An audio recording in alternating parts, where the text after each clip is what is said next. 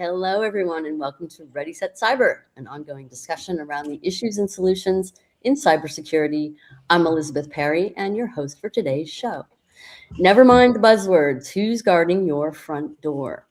Today, we're putting aside the buzzwords, no zero trust hype, no excessive use of acronyms, no pitches, just the fundamentals of cyber. If an attacker shows up at your front door today, who's guarding it? Or perhaps the more urgent question is, what's letting them in? Joining me today is an incredible panel of experts to my whatever side that is. Welcome, everybody.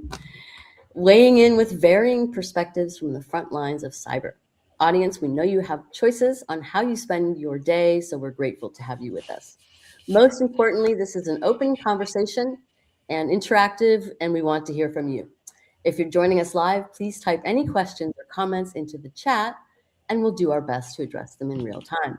If you're watching the recording, please reach out via the comment section, and we'll be sure to get back to you. Now let's jump in and meet our panelists. First up, Heath Spencer. Hi, Heath. From CEO of Traitware, focused on simplifying enterprise authentication and making strong identity security usable in the real world. Heath joins us from Reno, Nevada. Welcome, Heath.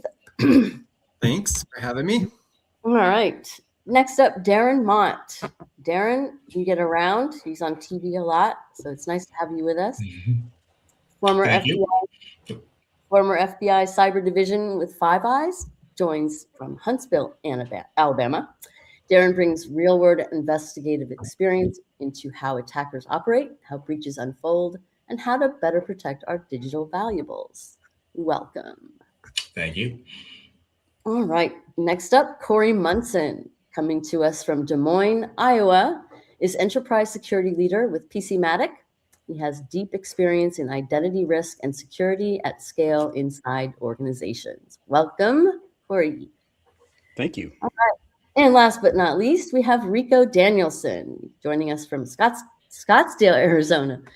Is he a GRC risk and compliance leader and enterprise CISO? He's focused on aligning security strategy with business risk and regulatory reality. Welcome all again, and thanks for being here.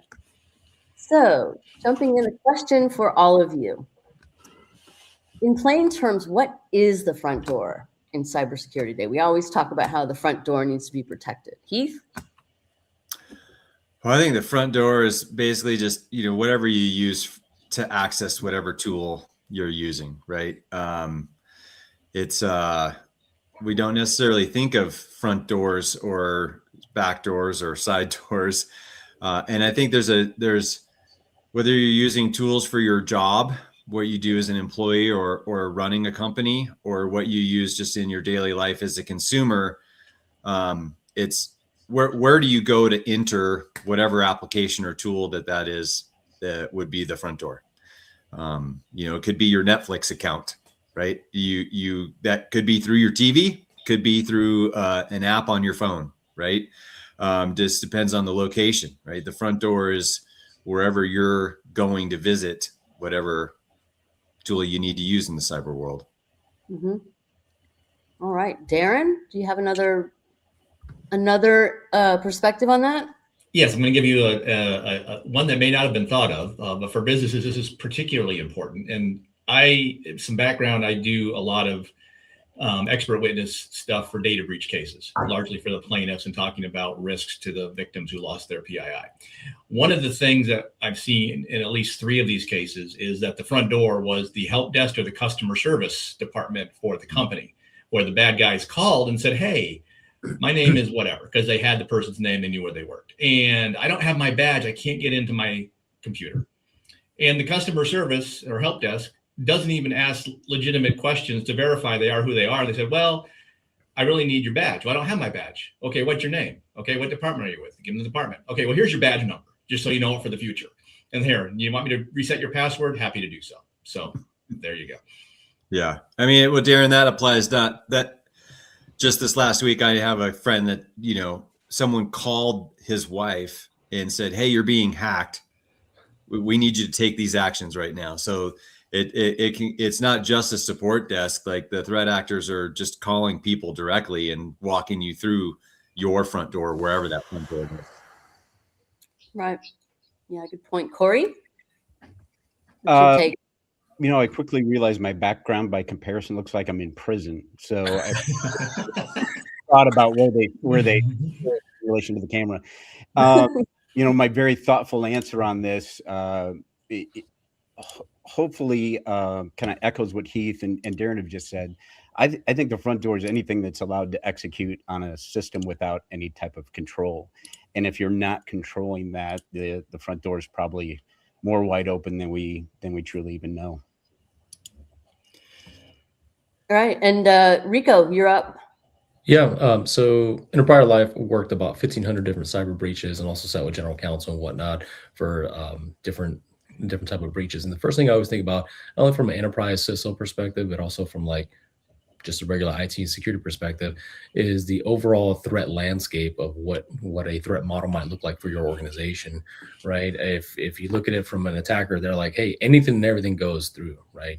If you look at Scattered Spider, if you look at Skinny Spider as well, the different attributes and also different methodologies, the TTPs and IOCs is unscrupulous. So I would say any type of edge, any type of interactivity, web application, identity module, or anything like that is kind of, that's the onset of it. And then from there, it just goes a lateral over. So it could be anything and it could be everything. That's the hard part about, having an organization now is your responsibility to ensure that everything's locked down like a submarine, right?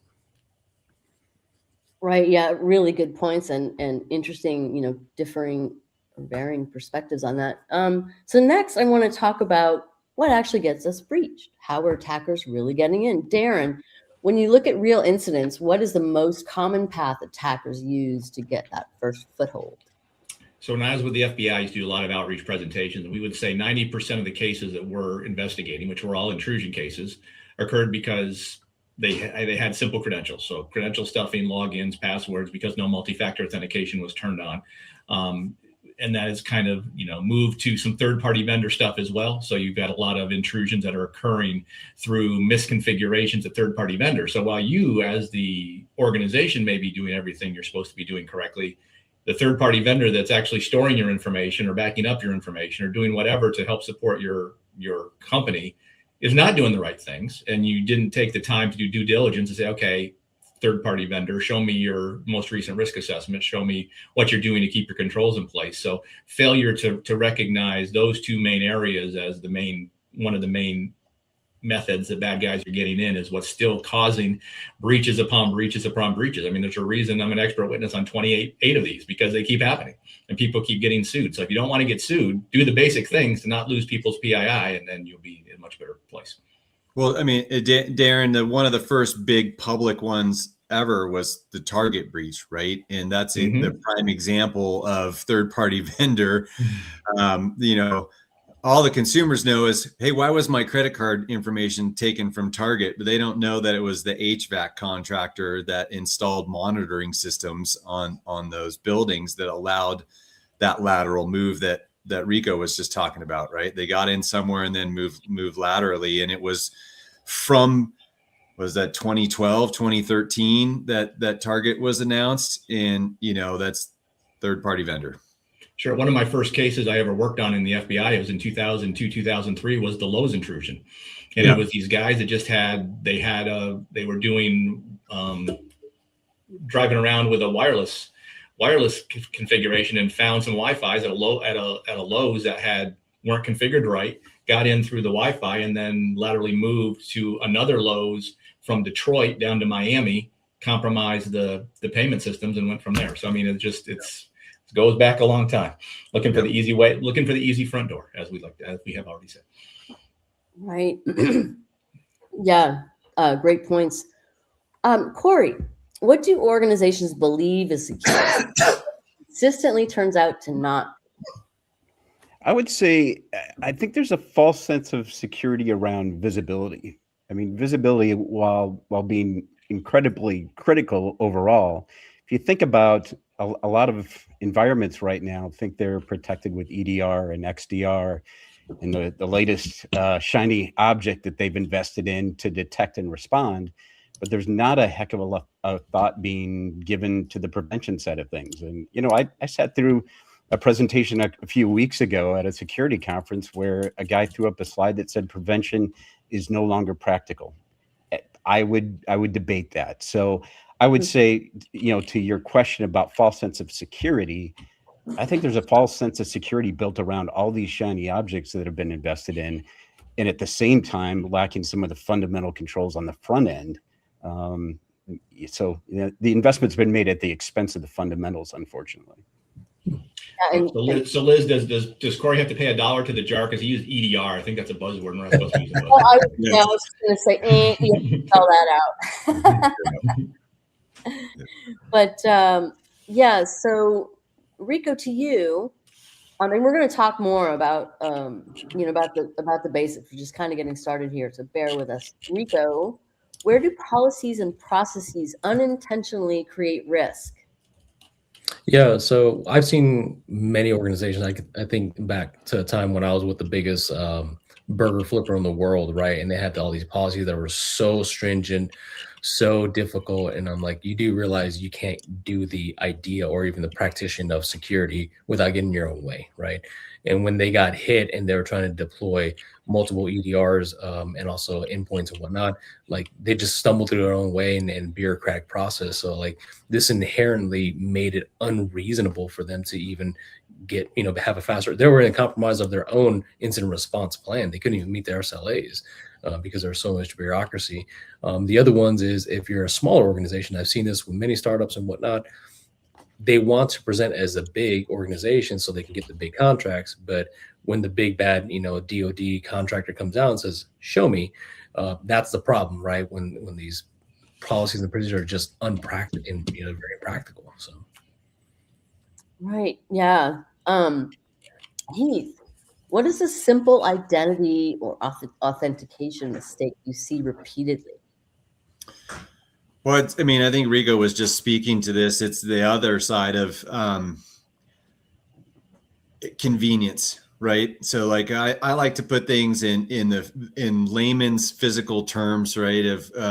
Just think about how you treat your home or your vehicle, and you have a spare key or a hide a key that you leave out for the house cleaner or whatever. We talked about third-party breach. You gave so-and-so a key, and then, those keys don't have to be authenticated to, or you don't have to prove that you have the right to use that key because you left it just underneath the doormat. Anyone could pick it up and use it. And so the number one probably thing today is still just configuration, right? People, I think Corey said this earlier, is that, it's the door without controls on it, or maybe it has controls, but because you need to allow ease of use or convenience, or because humans like to think that we're efficient, really we're just lazy, we try to find the fastest path away or work around it. If someone tries to put more controls in place that add friction to us,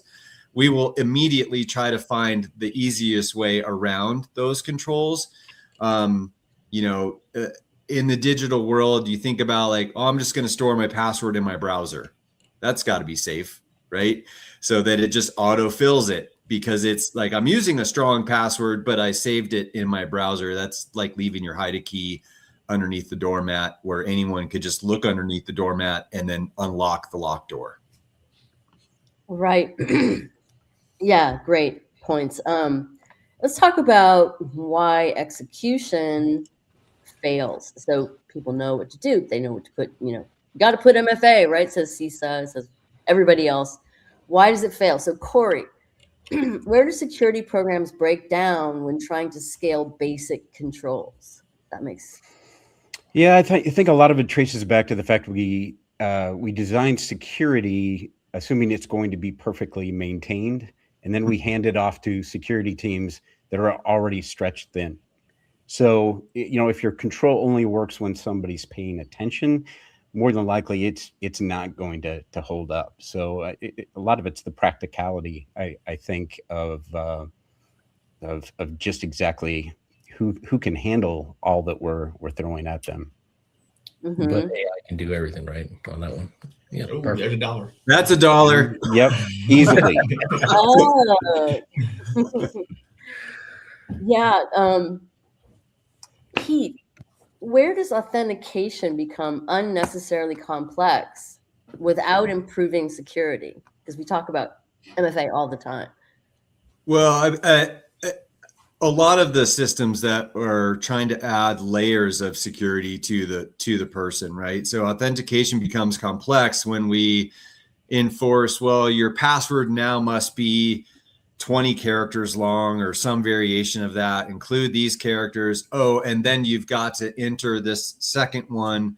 And every time that you are reliant, so Corey just made the statement of the control is only as good as the person using it, right?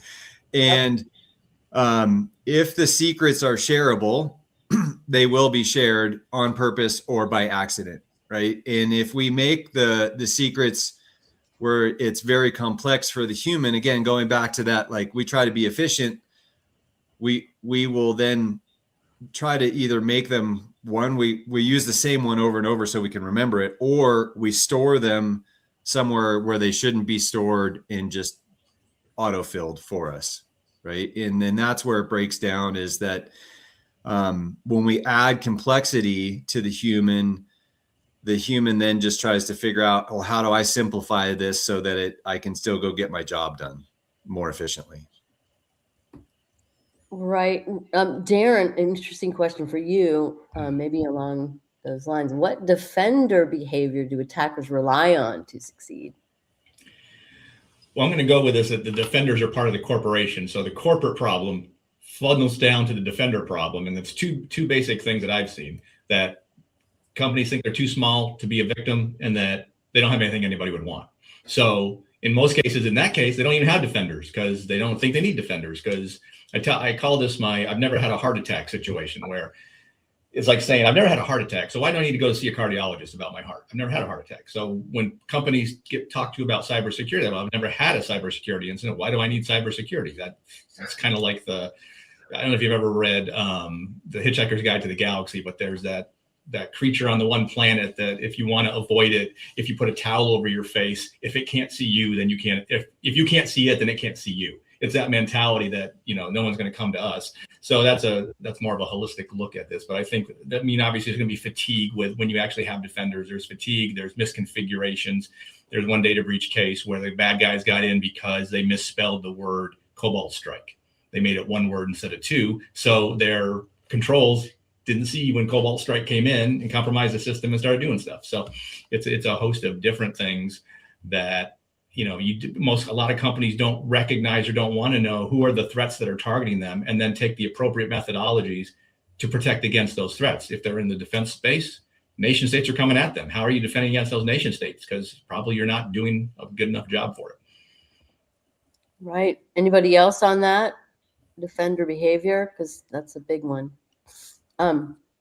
Ricoh, where does compliance fall short in driving real security outcomes?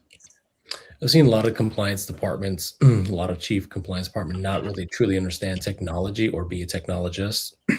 And they will throw these unrealistic, hey, like if you get an example, I came from one of the biggest banks in the world, right? And they were like, hey, according to the SEC, rate requirements, if you have an incident, it's a very vague term, you have 4 hours of report or 2 hours of report. You might as well just pull up a chair, them and the FBI, and just hang out all day, because you're going to have incidents all day. It's just unrealistic.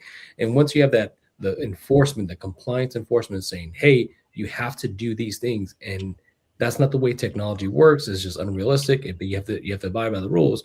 I think that's kind of where it just falls apart, right? And I'm starting to see now technologists, went to law school myself, I'm starting to see that the law of cyber is very behind technology as it advances and grows. So there's this gap that we're starting to see quite a bit. I see it with cyber insurance companies all the time, because they're issuing out the policy, and whatever works over here, it doesn't work over here, right? So I think that's kind of where law, compliance, and some sort of governance are just falling behind. Yeah, we saw that with GDPR. We saw that with, other regulations, it's very difficult to regulate, right? This whole, laws are just not there. One of the requirements, it's NIST, high trust, and so on and so on, right? One thing I always laugh at, and I just say this tongue in cheek, right, is they're like, we need to make sure you're monitoring logs. Okay, like what type of logs? What specifically are you looking for? And they're just like, yes, those. And Yeah, all of them.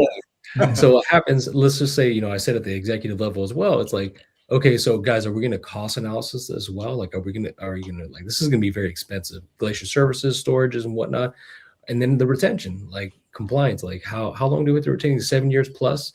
Okay, now we're talking about a whole nother dynamic of cost, right? And that's where I think the disparity and the gap is just so huge now. Mm-hmm. Yeah, so let's get into solutions and talk about stripping everything down and talk about what actually makes a difference. Heath, what is one change that improves security without adding friction for users? Well, I mean, without adding friction for users, in any time that you can improve the way that you're controlling the locks, right, to the front door or whatever else, whether you look at FIDO standards, different technologies that are moving towards passwordless MFA, whether that's a passkey. There's a lot of misnomers around biometrics and how those are being used or misused, whether you're going through the airport and those kinds of things. Darren's probably got some experience on trying to help people understand how that could be used better than just a shareable secret. But I think anytime that we can move to phishing resistant MFA or move to passwordless MFA in a good way, that gives the user control of it without having to add friction to the user, it improves that front door lock. Mm-hmm. Darren, what defensive control actually forces attackers to slow down and to change their approach? When I read this question, I'm like, she's going to make me pay a lot of money here because they're all buzzword numbers, like MFA, application whitelisting, you're welcome, Corey, and other things like that, right? So I'm going to give you a different response that maybe no one had thought about here, maybe no one watching has thought about. And I pushed this for years, but no one ever takes me up on it or listens. So maybe it's useless, but it's kind of how I think. And that's taking a counterintelligence stance within your network. In other words, what I mean is, the way that the FBI stops nation state actors is with counterintelligence capabilities. You can transpose those into your network environment by putting things in place that make it harder for the bad guys to actually get the crown jewels they're looking for. That could be, honeypot systems that say, here's where our crown jewels are. And they spend all day in that honeypot looking for stuff. When all that's honeypot's doing is alerting your defenders that someone's in where they're not supposed to be, that they shouldn't know about. So let's figure out what that is. Especially for nation state actors, putting fictitious documents in that we had, I'll give you a case example. We had a case here where we knew that China was into one of the clear defense contractors and they were looking for a specific item, let's just say. And so we had their engineers duplicate that item into an uncreatable object that would cost $1 trillion to build and would sink upon putting in the water. Right. And so the idea was stick it in there, make them take it. They would then spend a year trying to figure out how to produce it, would cost them money and ultimately. And said, unfortunately, the Department of State and Department of Justice said that's not a good idea because people could end up dying. So they decided against it. But all that to be said. So taking a counterintelligence approach and masking that or putting that on top of your IT strategy. Sorry, there's $1. Then I think that's a way that you could really make it hard for bad actors to get what they're trying to get to when they get into your system. You could do that on top of counterintelligence, national state threat intelligence, and also insider threat as well. And that'll make it a more robust. Yeah, I'm with you on that one because once you have somebody on the inside, you definitely have insider threat like corporate espionage, right? So. Yep. And Ricoh, I have a question for you. What is one step that improves both security posture and operational clarity? What is one step towards? Is that what you said? What is one step that improves security posture and operational clarity? Like, Definitely, like, if you look at it from an executive or like a CISO or anything like that, like understanding your business, right? You got to definitely understand your business, because what makes sense in the manufacturing doesn't make sense in the healthcare or the burger flipping industry, and then standardizing that and also kind of like securing around that. What I see happening in the next future state here real shortly is the adoption of SDLC, software development lifecycle, and also a privacy first or privacy forward or secure privacy forward, and secure by design. I think those are the fundamental things. Even if you're not a developer, you're designing your platform, your process, your procedure, your whatever with these two things in the forward. I think it would be the most proactive way of getting ahead of things. Corey, along those lines, what is a control that works reliably at enterprise scale? Well, since Darren already flagged the technology that my company works on as a buzzword, watch how I thread this needle, Darren. You're working together. Yeah, well, I would argue the controls that hold up best and scale are the ones that don't require you to predict an attack. So assuming more of a default deny type of approach, I think it's a lot more practical given the wide scale of the potential threats and who knows the vulnerability apocalypse that is soon coming our way, right? So taking a different approach to how you're dealing with everything that's attempting to execute in your environment and denying by default. I think it the idea that we can recognize every threat is simply not practical anymore, and there's a control that's worth examining to address that directly. Anyone else on that? Before we start talking about what people need to do now. So, Darren, you walk into a new environment. What do you fix first? Well, I think there's two things that I look at. A, what do I not want stolen? What's the important thing that I have to protect? And is it being protected currently correctly? And if not, I need to fix that. Meaning, who has access to these crown jewels? Is it everybody? Can everybody get to it anytime they want? That's an access problem. Is it in an isolated network that's hard to get to, that's segmented? Sorry, that's $1. Then, if it's not, maybe we need to do that. And then the other thing I would say is, do you understand who's even targeting you? Because I say this on my podcast all the time.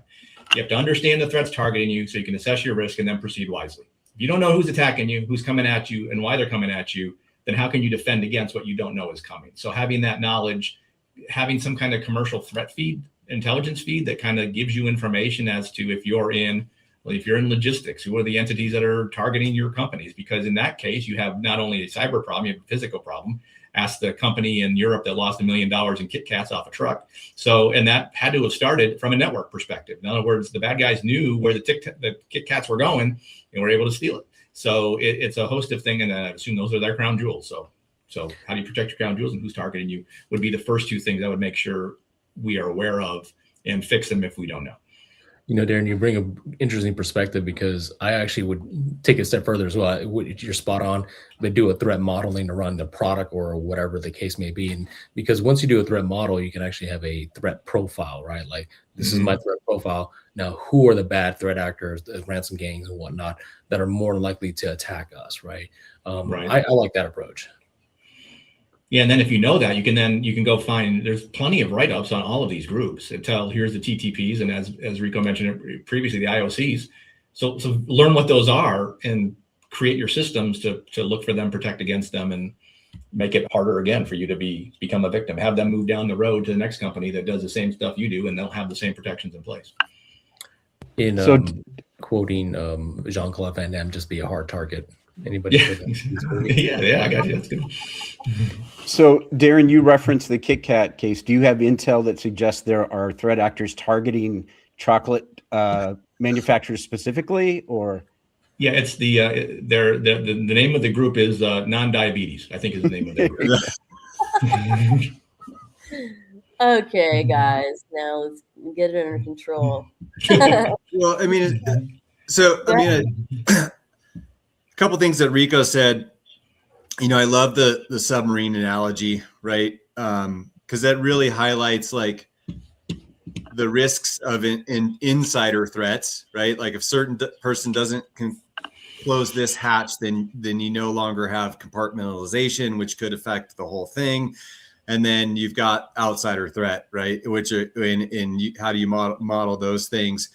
And you also mentioned secure by design. And as someone who is very passionate about the authentication space, one of the things that absolutely drives me bonkers is the number of service providers today that still charge a premium, like it's a feature, to be able to use standards like OpenID Connect or SAML 2.0 to help improve your identity posture or allow for single sign-on, to find a balance of, ease of access for the employee, but a centralized identity management platform.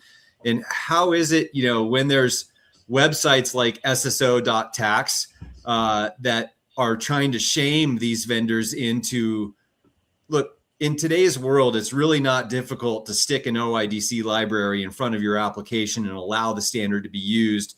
How do we get these companies to think of secure by design as allowing those standards to be available and not charge a premium, right? To use it, and that it should be included.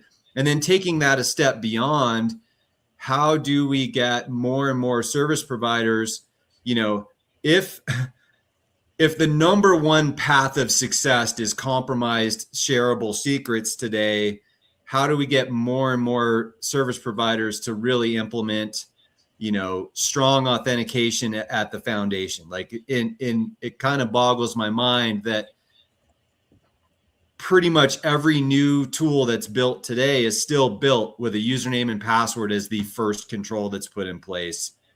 And why has that not been improved? Corey, I had a question for you. Are there things that organizations already have but are not fully leveraging? I don't think there's any shortage of tools that aren't being leveraged. I mean, talk to any number of security teams that have pieces of their stack that maybe 10% deployed or never used, right? So I think one, it's understanding what you have access to. But I mean, there's native tools, built into the OS and native controls that aren't being leveraged. So I think it's really a matter of taking stock of what you have access to, maybe something you've already invested in, and then decide how to best leverage. But in some cases, some of these teams don't even know what they have to work with. So what is it that we're doing wrong as industry experts? In the sense that they have stuff, they're not using it. They're not, they don't have proper security hygiene. All of this stuff, why is that? What can we do better? Anybody? Yeah, one thing I want to definitely pick up on what Corey said and kind of addressing that question you had, Elizabeth, was you can give the people tools. Like I'm running this similar predicament. I have spent like $9-10 million on a specific tool, right? It's across the deal. Mm-hmm. None of my guys know how to use it. And so like, do I have, when I go back to the Army days, right? Do I have the right shooting squad, or do I have the right, PPE? Do I have the right gear? And so like, and last part is, now that we look cool, we're all looking Gucci and whatnot, do we know how to use it, right? One thing I learned in Iraq right before World on Patrol was like, hey, does everybody have a commo? Does everybody know how to use commo? Do you know how to, pop it open, change the battery, and reset? No. Check. We can't go anywhere, right? So these are the fundamental things, and I always apply that to security teams. Like, hey guys, we're the digital defenders of the organization. Does everybody know how to use their gear? Does everybody know how to get in the fight? Because at the end of the day, everybody's a rifleman here, right? Great point. Anyone else have something on that? So Heath, what's a practical way to strengthen identity security without adding user friction? We talked about this a little bit before, but do you have anything to add on like how to make it easier for the user? Well, I mean, I just briefly touched on this, right? Like there's standards out there, and we've seen a growth in this, and whether it's companies, there's a lot of companies that do this, but single sign-on, right? So that you can have access to whatever tools that you should have access to through a single point of entry does multiple things, right? It gives the administrators, whoever's in charge of saying, Darren made the statement of like, well, who has access to these things, right? So if you don't have a centralized identity management platform, which really in layman's terms is a single sign-on type of tool, to be able to say everyone goes through this gate, and then being able to manage, okay, well, the sales organization only needs access to these tools, their CRM, their email, those kinds of things. But anyone that's in a certain product department or engineering team that's accessing their CI/CD pipeline, there's $1 or $2 for Buzzwords, sorry. But touching the where the gold is, right? Where is the crown jewels of that organization? They should have different, only certain people should have access to that, and they should have different controls or maybe elevated security on just them. And I think that all starts with, are you using some way to manage, all of your people through a central identity management platform, which really comes down to single sign-on. Now, the problem that we have is you can't secure what you don't know your employees are using, right? So there's this entire world of, well, my employee decided they needed access to this, and whether they used sign in with Google or sign in with Microsoft, which is, Microsoft is still 80% of the enterprise world, but there's a lot of SMBs that use Google as their email, which then becomes their default identity. And they just go sign up for an application using their corporate identity just by signing in with Google, and no one knows that they're using that tool. And what are they putting over there, right? And I think having some other way to know where are your employees' identities being used. And I think a lot of leaders would be very scared to type in their employee's email address into "Have I been pwned?" and discovering where that's not, maybe it should be. And I'll add on to that. I've done a bunch of dark web searches for a bunch of companies. Everybody's corporate email is in there somewhere. Oh yeah, absolutely. Yeah. Right. And so, maybe this is it's a question for Ricoh, but a change that simplifies while improving security.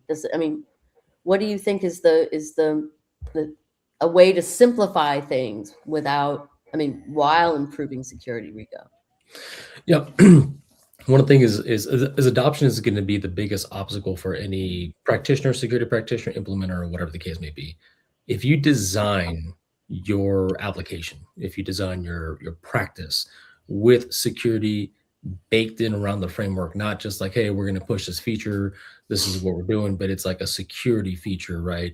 And this is what we're doing. It's to complement that, and you bake that in, and then you turn your business line owners, let's just say you have presidents, you have CEOs of different businesses, and I hate saying this, but like you make them because you make them a security professional, because security is a participation in sport, right? Yep. And it's everybody's responsibility. I have yet to meet a CEO where I've worked their breach where they're just like, yeah, that's not my responsibility. That's their responsibility. That's their job. That's their business, right? So if you design it and put it at the forefront of the product or the forefront of the process or whatever the case, I think you have a really good fighting chance. Right. So we're into our final thoughts section. The question is, you've already talked about what we should stop overcomplicating, but what are your final thoughts on this? Today we were going to strip away, and we did, the buzzwords. What do you want to leave the audience with today? Heath?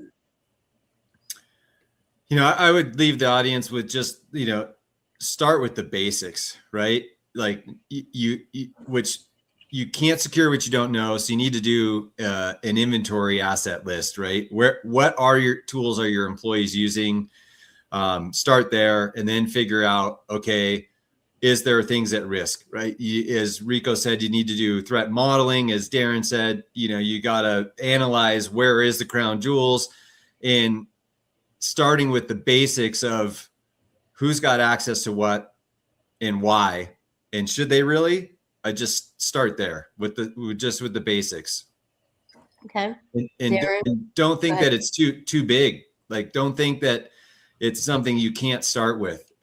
You can start with that. Right. Darren. I would say let's stop overcomplicating risk scoring. It's become a numerology exercise. There's 3x5 maps. There's 5x5 heat maps. There's CVSS scores that are treated like they're gospel.